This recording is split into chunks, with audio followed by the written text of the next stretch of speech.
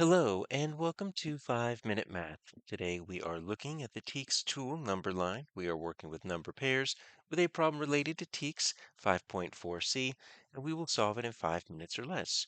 If you haven't done so already, please go ahead and take a moment to pause the video, work this problem out on your own, unpause it, and we will look at our answers together. So we have values in a table and they give us this relationship here, right?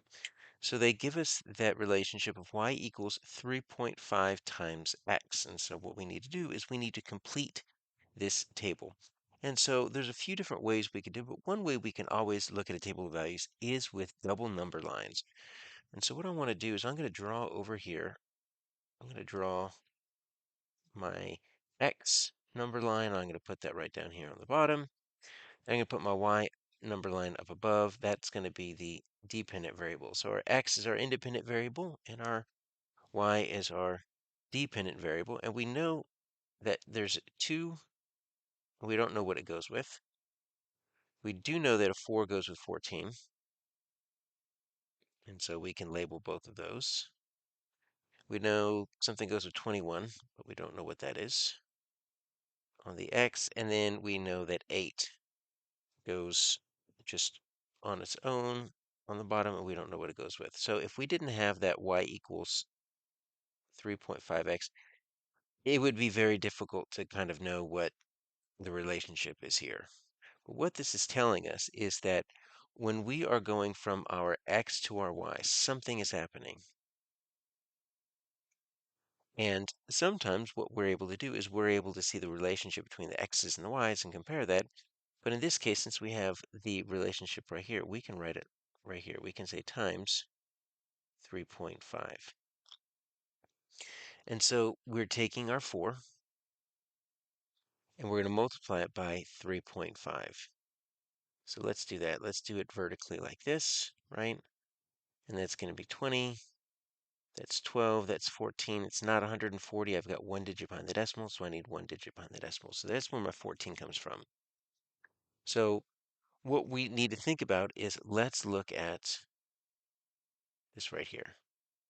So this is going to be times 3.5. So then I can do my 3.5 times 2. And that's going to be 10, 6 at the 1, 7. Make sure we get that decimal in there. So it's just 7. All right, so we can take this and we can move it to 7. And now that we've got two number pairs next to each other, we can use the double number line to verify that we have a multiplicative relationship. Now we knew that we have a multiplicative because they just said y equals 3.5 times x. Whenever you see a number next to a letter, that means you're multiplying.